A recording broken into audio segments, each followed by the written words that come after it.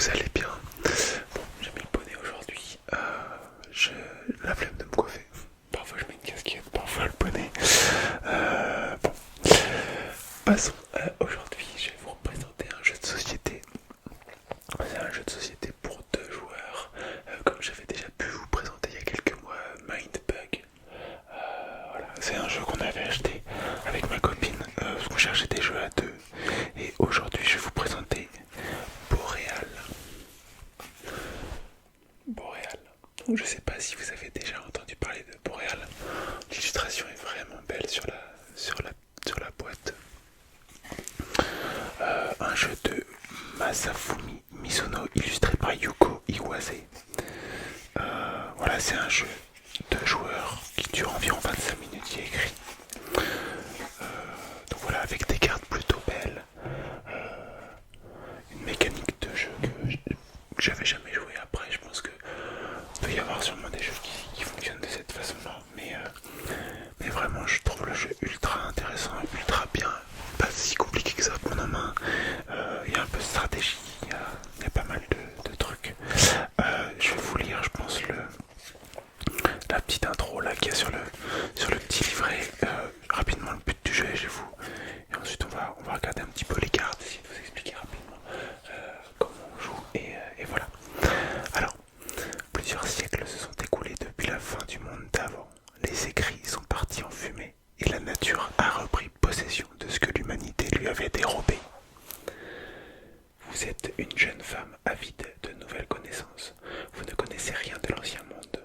Vos parents vous ont transmis ce qu'eux-mêmes avaient entendu de leurs ancêtres. Votre soif de découverte vous pousse à fouiller les vestiges qui débordent encore parmi la végétation, à errer au cœur des ruines, afin de mieux concevoir ce qui était là avant.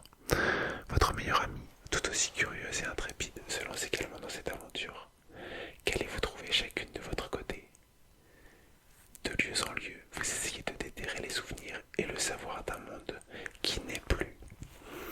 Dans Boréal, vous êtes ces jeunes exploratrices en quête de découverte. Essayez de faire preuve d'ingéniosité et choisissez les chemins qui vous mèneront vers les lieux les plus emblématiques.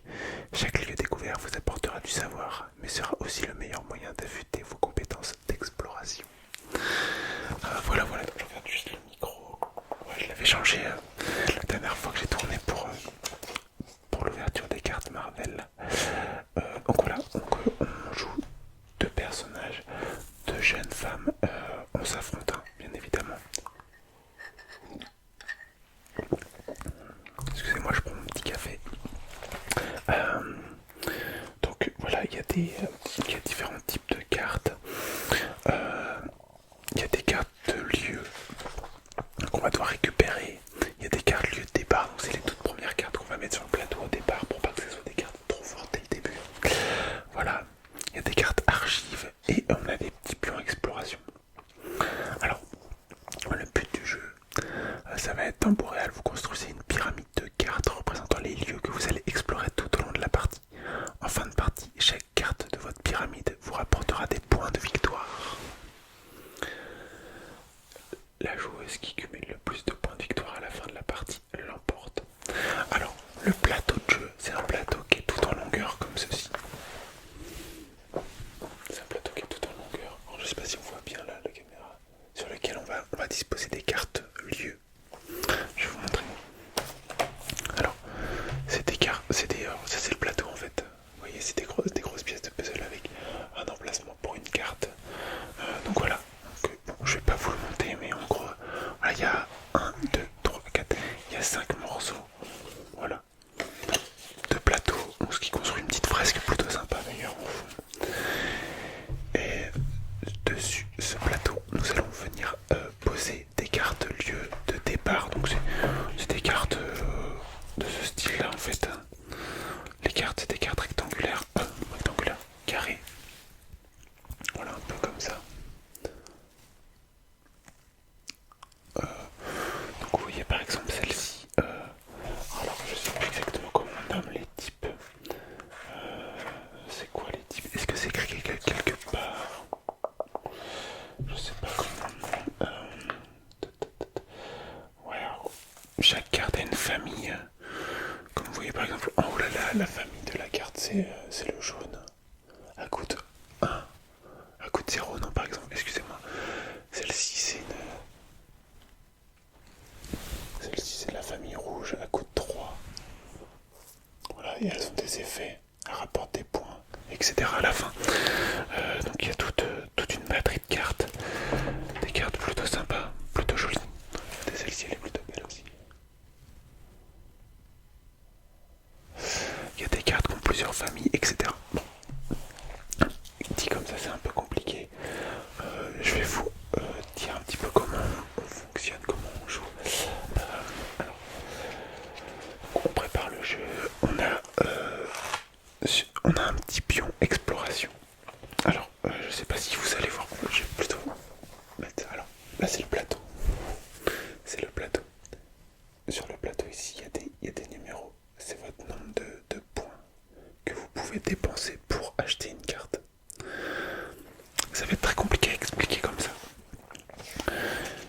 Mais en gros, voilà, ton pion en fait tu le mets en fonction du nombre de... par exemple là, dans le cas ici, le pion il est sur... je le vois plus là. Il est en face du 6 donc tu peux récupérer toutes les cartes qui sont entre ton pion et et le, et le bout du plateau en quelque sorte, et qui ont un coût de 6 ou moins. Si par exemple donc quand tu vas avoir dépensé, par exemple je sais pas, t'achètes une carte, du coup ton pion tu vas le décaler du nombre de... Si t'achètes un truc à 3, tu vas le déplacer, il te restera plus que 3. En gros, 3 petites monnaies à dépenser en quelque sorte. Et donc du coup tu pourras prendre que les cartes qui sont entre ton pion qui sera situé à 3 et ici, et qui ont un coût de 3 maximum. Donc voilà, c'est un peu compliqué à expliquer comme ça, je suis désolé si c'est un peu flou. Mais je vais vous lire sinon la règle pour vous. Enfin, je ne vais pas tout lire, mais pour vous mettre un peu plus au clair cette petite particularité du jeu. Alors, le pion exploration de chaque joueur indique des informations, le nombre, donc je vais dire des points, je sais pas comment ça s'appelle, c'est un petit logo, mais le nombre de points disponibles pour ce tour, et la zone dans laquelle les cartes lui sont accessibles, donc comme ce que je vous disais. Les cartes accessibles sont toujours celles qui vont de la case 1 du plateau du jeu jusqu'à la case où se situe le pion exploration de la joueuse active. Donc voilà, donc chaque tour de jeu, ça va être découpé en deux parties. Il y a une phase d'exploration et une phase de repos. Donc on fait les deux phases à chaque fois qu'on joue. Donc dans la phase d'exploration, soit tu prends une carte qui est accessible du coup dans ta zone entre ton pion et la case 1, avec un coût que tu peux acheter en quelque sorte. Tu la prends, tu la mets dans ta pyramide. Donc au début, tu vas mettre ta carte devant toi et voilà. Et après tu construis une pyramide. Je crois que c'est une pyramide de 4, 3, 2, 1, c'est ça. 4, 3, 2, 1. Donc voilà. Et après, il va falloir... il y a certaines cartes qui donnent des bonus sur les cartes qui sont adjacentes. Tu vas avoir des cartes qui donnent des bonus aux cartes qui sont de la même famille, etc. Donc voilà, faut aussi qu'il y ait une petite stratégie de comment tu places ta carte dans ta pyramide. Voilà, en quelque sorte. Donc il y a cette phase où tu prends une carte, t'achètes une carte pour mettre dans ta pyramide. Tu peux aussi prendre une carte qui n'est pas accessible, qui n'est pas accessible, qui n'est pas dans ta zone, ou une carte que tu peux pas payer en fait tout de suite, que tu n'as pas assez de points, et tu la mets dans ta réserve. Voilà, en quelque sorte. Soit tu prends une carte que tu as disponible, que tu peux acheter, soit tu prends une carte que tu peux pas acheter, mais tu la mets pas dans la pyramide, tu la mets à côté dans ta réserve. Voilà, et tu pourras la prendre par exemple au tour d'après. Si tu as assez de points, tu pourras l'acheter depuis ta réserve. En gros, s'il y a une carte qui t'intéresse vraiment, et ben tu te dis bon, j'achète rien ce tour là, je la mets de côté, et voilà, en quelque sorte, hein, ça peut être ça. Voilà, donc il y a ça. Donc ça c'est la phase d'exploration, la première phase. Tac tac tac. Il n'y a pas de...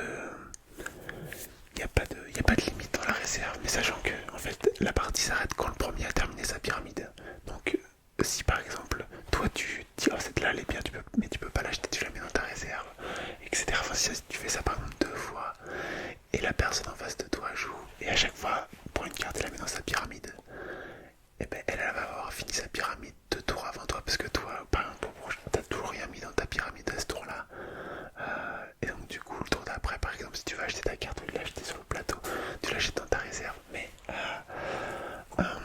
du coup tu perds un tour en quelque sorte. Et donc du coup la personne en face de toi aura fini sa pyramide avant toi, si elle ne met aucune carte en réserve, etc. bien entendu. Et donc du coup tu peux être pénalisé là-dessus. Tu vas engranger moins de points à la fin quoi. Voilà. Bon. Il y a cette phase là. Et il y a une phase aussi de repos qui s'appelle ça. Où en gros tu comptes l'ensemble des points qu'il y a sur les cartes de ta pyramide. Donc sur une carte, regardez. Par exemple, cette carte là, elle est de famille. Donc la famille rouge, à coup de 7, on voit là 7 ans. Et ici, en haut à droite de la carte, il y a un point. Donc ça veut dire que cette carte, en fin de tour, en phase repos, elle te rapporte un point. Donc du coup, tu vas déplacer ton pion qui est sur le plateau, tu vas le déplacer. Par exemple, si tu étais à 3, et bien tu passes à 4, par exemple. Et tu comptes que les cartes qui sont pas recouvertes par un étage au-dessus de la pyramide. Si par exemple, regarde, l'exemple est plutôt bien fait du coup. Dans ce cas-là, attendez, voilà. Vous voyez ici, tu vas compter les points que de la carte bleue là. Et la carte qui est au-dessus, la carte jaune, parce que les cartes en dessous elles sont recouvertes par une autre. Donc du coup tu comptes pas ces points là. Voilà, tu as des cartes qui rapportent plus ou moins de points, etc. Donc ça te permet d'avoir des points pour pouvoir acheter des cartes plus chères au tour d'après, ou etc. Agrandir la zone dans laquelle tu peux acheter des cartes. Je me rends compte que c'est ultra complexe à expliquer comme ça. Mais en vrai, c'est pas si compliqué que ça. Donc voilà, donc tu fais ça, tu as ta phase d'exploration, ta phase de repos, et c'est au joueur adverse de jouer. Effectivement, quand tu prends une carte sur le plateau, ben t'en remets une autre de la pioche, etc. À la fin de la partie, donc tu t'arrêtes quand c'est la personne qui a... Une des personnes a terminé sa pyramide. Voilà.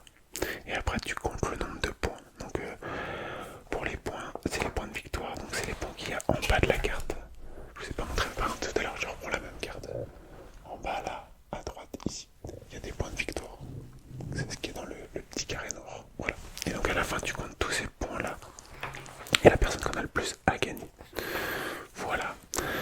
Donc c'est pas ultra clair comme ça, je m'en excuse d'avance. Le but c'est pas forcément que tout soit ultra clair. Même si ça aurait été bien, mais c'est compliqué d'expliquer un jeu quand vous connaissez pas et quand il y a des règles un peu particulières, des spécificités, etc. On peut se regarder quelques petites cartes.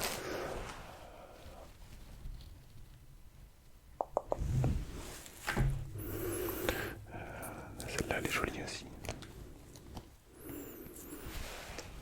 Je sais pas parler de ça, mais parce que c'est encore une autre spécificité du jeu. En bas là, c'est ce qu'on appelle les cartes archives. Je sais pas si vous voyez, il y a un petit logo en bas de la carte. Les cartes archives, on peut en avoir qu'une seule dans notre pyramide. Voilà, c'est tout. C'est des cartes souvent assez fortes qui donnent des bons bonus. Du coup, on peut en avoir qu'une seule dans notre pyramide. Et par exemple, je sais pas, regardez, par exemple, tout à l'heure, on a vu une carte un peu comme ça qui rapporte seulement, par exemple, 3 points de victoire en bas. Il y a des cartes, par exemple, comme je vous disais tout à l'heure, voilà, c'est une carte de la famille bleue, mais regardez en bas son bonus. Elle va donner 2 points de victoire pour toutes les cartes de la famille jaune que l'on a dans notre pyramide. Donc voilà, en fait, tu peux faire des bonus comme ça. Tu te dis, par exemple, tu prends une carte comme ça, et derrière, tu pars que sur des cartes jaunes. En fait, tu peux créer pas mal de bonus. Il y a aussi des petits combos avec, si tu as une carte, avec seulement les cartes qui sont adjacentes à ta carte, comme ça. Voilà, il y a plein de bonus qui sont plutôt cool. Donc, du coup, c'est pas mal stratégique. Je vais vous montrer un autre petit truc avant de terminer cette vidéo. Dans le jeu, alors, je vais enlever toutes les cartes. Il y avait des sortes de cartes postales qui étaient présentes dedans, donc je vais vous les montrer, elles sont plutôt belles. Tac. C'est les petits pions. Les petits pions qu'on déplace. Pour dire, bah, du coup, on peut prendre toutes les cartes qui sont dans cette zone-là, et ça, tu la mets en face du nombre de points que tu as. Et donc, du coup, voilà les cartes postales.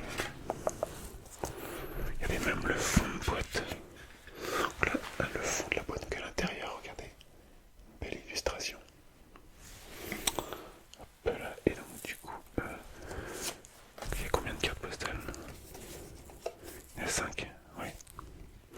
Et c'est des illustrations qu'on va retrouver sur les cartes. Je pense, regardez par exemple celle-ci. On voit pas très bien avec le reflet, mais on verra mieux là-dessus, je pense. Oui, j'ai une illustration là, ça correspond un petit peu à cette zone-là. Donc voilà, j'ai aussi celle-là.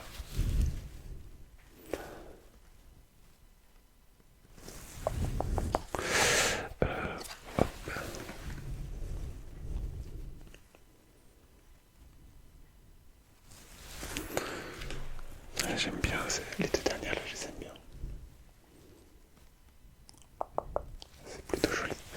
Et la dernière.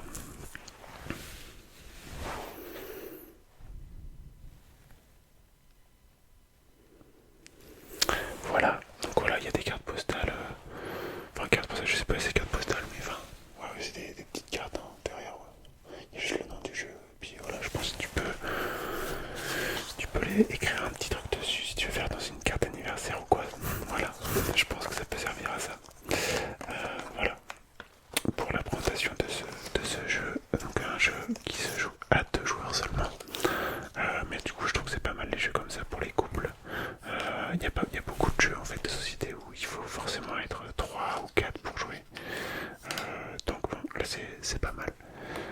Tac, voilà, je vais les remettre dans leur petit papier. Voilà.